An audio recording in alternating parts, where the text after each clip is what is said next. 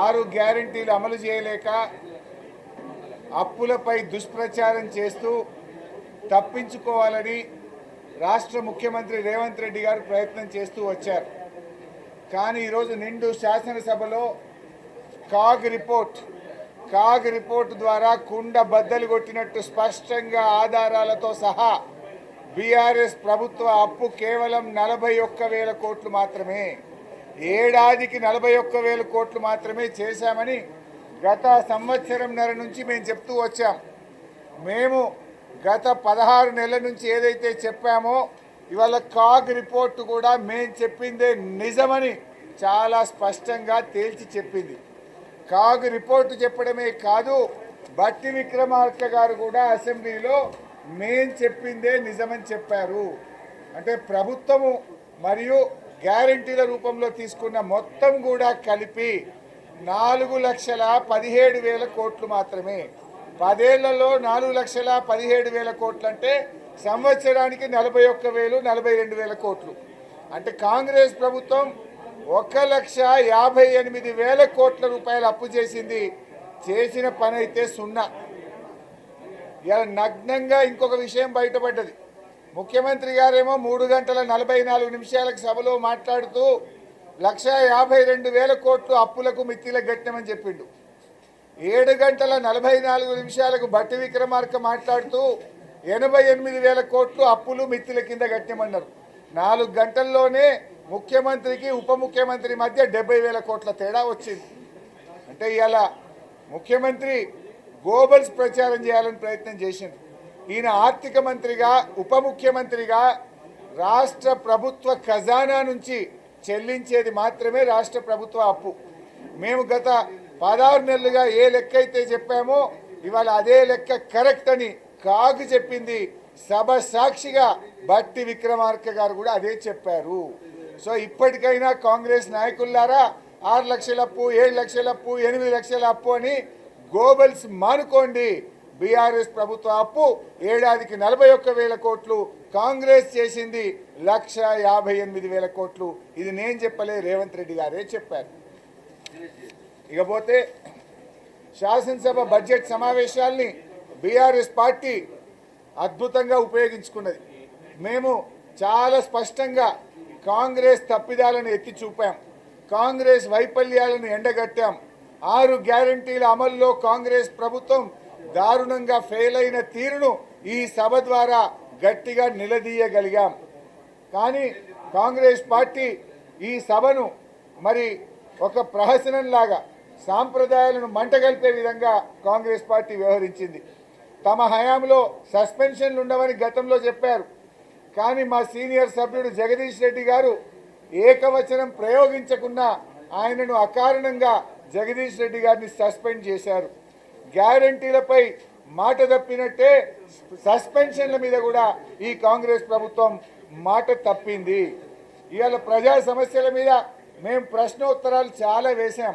12 రోజుల్లో కేవలం 2 రోజులు మాత్రమే ప్రశ్నోత్తరాలు జరిపి 10 రోజులు క్వశ్చన్ అవర్ లేకుండా తప్పించుకునే ప్రయత్నం ఈ ప్రభుత్వం చేసింది. స్వల్పకాలిక చర్చలు చేస్తామన్నారు, బీఏసీలో ఒప్పుకున్నారు. స్వల్పకాలిక చర్చలకు ఒక్కదానికి కూడా అవకాశం ఇవ్వలేదు. సీఎం మంత్రుల సమాధానాల్లో సీరియస్నెస్ లోపించింది.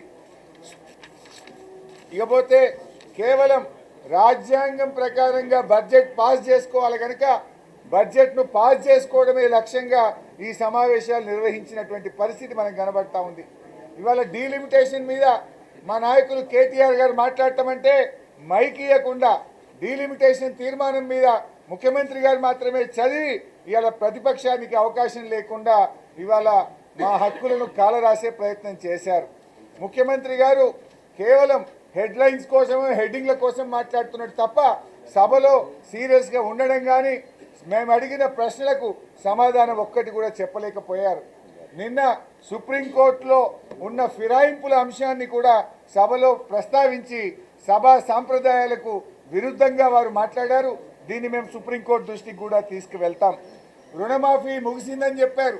మేము ఇందాకనే చెప్పాం సభలో, వానాకాలం రైతు బంధు 8,000 ఎగ్గొట్టారు, యాసంగి 4,000 కొట్టినారు, 12,000 కోట్లు రైతు భరోసా కింద ఇవ్వాల్సిన డబ్బులు ఎగ్గొట్టిండ్రు, ఇచ్చింది 20,000. అంటే మీ రుణమాఫీ పథకంలో రైతులకు ఇచ్చింది కేవలం 8,000 కోట్లే. 12,000 కోట్లు రైతు బంధుని ఎగ్గొట్టిండ్రు, 20,000 రుణమాఫీ ఇచ్చిండ్రు. అంటే మొత్తంగా మీరు ఇచ్చింది కేవలం 8,000 కోట్లు మాత్రమే. ఇకపోతే బీజేపీ నగ్నంగా కాంగ్రెస్ బీజేపీల మైత్రి ఈ సభ ద్వారా బట్టబయలైపోయింది. కాంగ్రెస్ బీజేపీలు ఒకరికొకరు పరస్పరంగా వాళ్ళు పొగుడుకుంటూ సభలో ఇవాళ అలిమించుకుంటూ షేక్ హ్యాండ్లు ఇచ్చుకుంటూ కాంగ్రెస్ ఏ పేపర్ ఇస్తే బీజేపీ నాయకులు దాన్నే మాట్లాడే ప్రయత్నం చేసినారు. కాంగ్రెస్ బీజేపీల బంధం ఈ అసెంబ్లీ సమావేశాల్లో మరోసారి స్పష్టంగా బయటపడ్డది. మాకు దక్కిన సమయాన్ని పూర్తిగా మా సభ్యులందరూ కూడా ప్రజల పక్షాన మరి అనేక అంశాలు లేవనెత్తారు. అదేవిధంగా కోమటిరెడ్డి వెంకటరెడ్డి గారు ఆర్ఎండ్బి శాఖకు సంబంధించి తప్పుడు సమాచారం ఇస్తే మా నాయకులు ప్రశాంత్ రెడ్డి గారు దాన్ని గట్టిగా ఎత్తి చూపారు.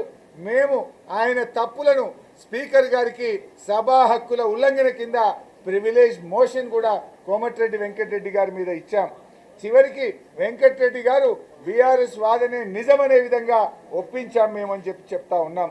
అదేవిధంగా కాంగ్రెస్ పార్టీ ప్రజలకు ఇచ్చిన మేనిఫెస్టో మీద మేము అడిగిన ఏ ఒక్క ప్రశ్నకు కూడా సమాధానం చెప్పలేకపోయింది.